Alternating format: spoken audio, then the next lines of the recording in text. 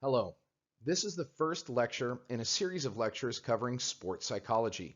Sports psychology is the practice and study of how the mind works during sport and competition.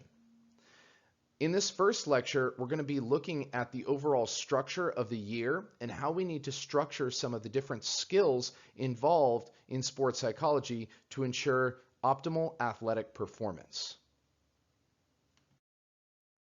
First, we need to concern ourselves with the sport year.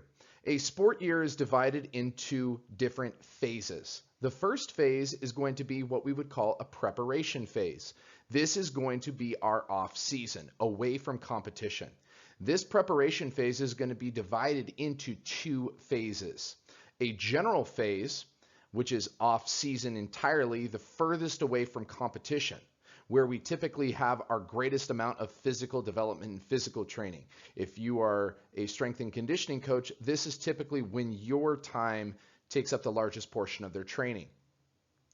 The specific preparation phase is a preseason phase. So a short time period, usually about maybe a month to 2 months right before the season starts. And it's going to lead into that competitive season. From here, we now move into the competitive phase or competition phase. This is in season. This is going to be where competitions are occurring on a weekly basis or will be occurring in a few weeks from that time period if you're a single event sport. Following the competitive phase, there's what we call the transition phase. The transition phase is otherwise known as postseason. During this time period, it's typically going to avoid sport practice and be more focused on trying to recover and get away from sport. Now, when putting psychology on top of that sport year, we can see that we have general goals for each one of these phases. During our general preparation phase, we want to work on general psychological skill development, building some of the basic foundation from which we can actually build some of the more complex skills later on. During specific preseason, we use those general skills that we developed, like goal setting, relaxation, and imagery, and put them more in a sporting context that focuses on sport skill development. From there, when we enter into the competitive phase, we now take those sport context skills and put those skills into a game competitive setting so that you can feel the pressure of being in a competitive setting and learn to manage stress better there. And finally, during transition or the postseason phase, we enter into a form of relaxation and a removal of sport mentally to allow for that mental and physical recovery.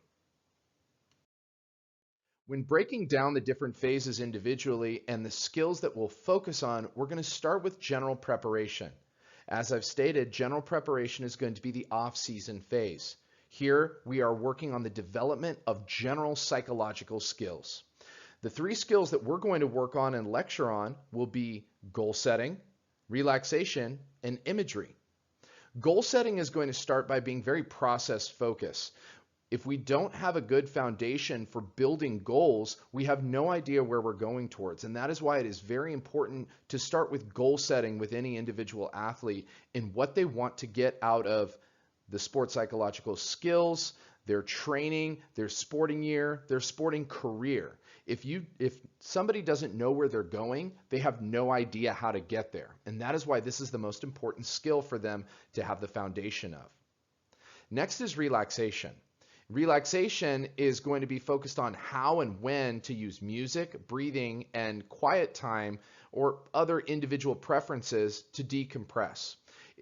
Sport in general and sport training can be very high stress. And while some people find sport in itself a release, you still need to find ways to bring yourself back down as a form of relaxation to allow for that mental ebb and flow. Finally, we'll be looking at imagery. Imagery is going to be the process of developing the ability to create visual manifestations and realistic sensations through using your imagination. When we first start working on imagery, it is important that it is non-sport focused and focuses just about developing the skill. This might be things like working on imagining a field of grass, the scent of a lemon, the size of a tree, or the changing size of different objects. When you start to be able to develop these skills and pilot yourself through the imagination process, it becomes a lot easier to start using some of the sports skills that we'll talk about later on. From general preparation, we move on to specific preparation. Remember that specific preparation is the preseason time period that is going to lead us into that competitive season. Here, those skills that we developed and started with in the general preparation phase of goal setting, imagery, relaxation are still going to be used, but now they're going to be tweaked a little bit to be a little bit more sports specific. We're going to kind of hone them down. We're also going to add a few other skills during this time period. We're going to add in self-talk, concentration, and enhance imagery a little bit more. In self-talk, we're really working on training our inner voice to be confident and more prepared. Now, this is something that can be started during the general preparation phase, but typically scrimmages start a little bit more during the specific preparation phase. So we tend to put more self-talk in once more sporting practice is going to be done. Self-talk is going to be using that inner voice to be a little bit more confident and a little bit more prepared. We'll get into that in greater depth, but a lot of it is changing negative things into positive things and building that inner voice to being a very strong individual to enhance confidence, and what we will learn is called self-efficacy. Concentration sounds like a concept that we already know about, but here we're going to really be working on developing cues, triggers, and rituals to mentally lock into the task at hand. So it's going to learn about how to turn things on, so to speak. Imagery is now going to be sports skill focused and sport focused as opposed to just general. So we're not concerned with, can you imagine the field of grass? We know you can.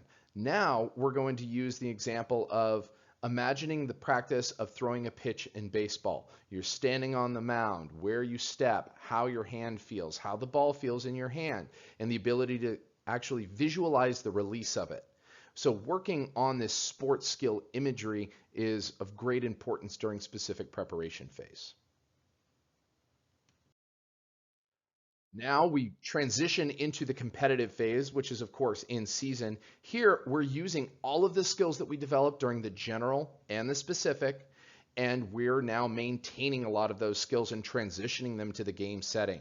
So new skills to add are going to be very few, as most of the skills that we've already developed are still going to be used. But the three things that we really want to try to focus on during this phase, number one is going to be stress management and mood management. Here we're going to be building schedules and building strategies to manage the physical and emotional stress of the competitive season. Especially when discussing student athletes, not only do you have the sport to focus on, but you also have school and then life to focus on as well. So building that schedule and learning how to manage everything becomes very, very important during this phase. Pre-competition ritual development and concentration.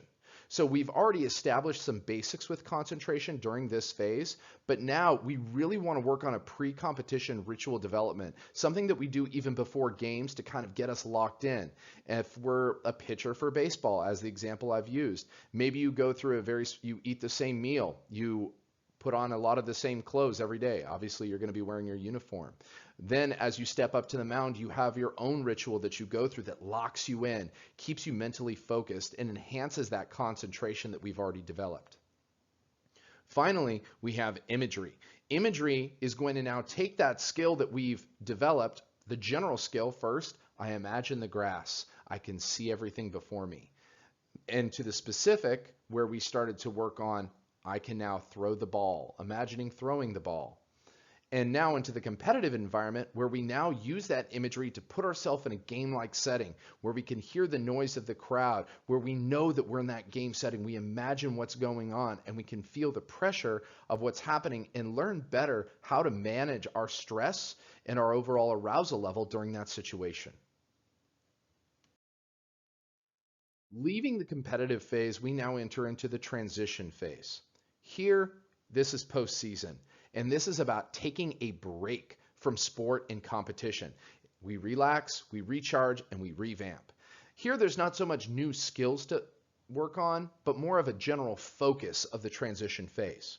In transition, we focus on variety. We're going to be doing different activities from your sport. If you are a baseball player, maybe you decide to start swimming. Maybe you want to go for a fun run. Maybe you just like to go hiking out in nature. Awesome. Here you are also going to focus on rest. We're going to encourage making sure we get adequate sleep or even a little bit more sleep than we normally get if it's possible.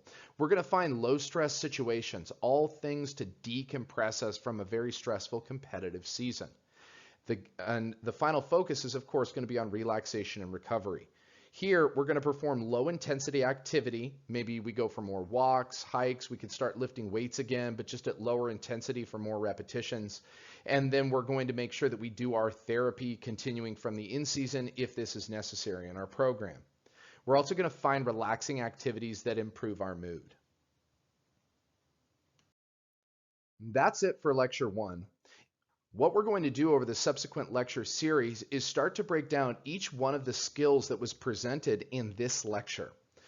In our next lecture, lecture 2, we're going to start with the general preparation skills, with the main focus being on strategies for goal setting. Things that include understanding the difference between process versus product versus performance-oriented goal setting, how you actually start setting goals for an entire training cycle for that individual day, and how you can make sure that the goals that you're setting are going to be realistic enough and specific enough to what you're actually doing so that you can benefit from them in the long run. Thank you.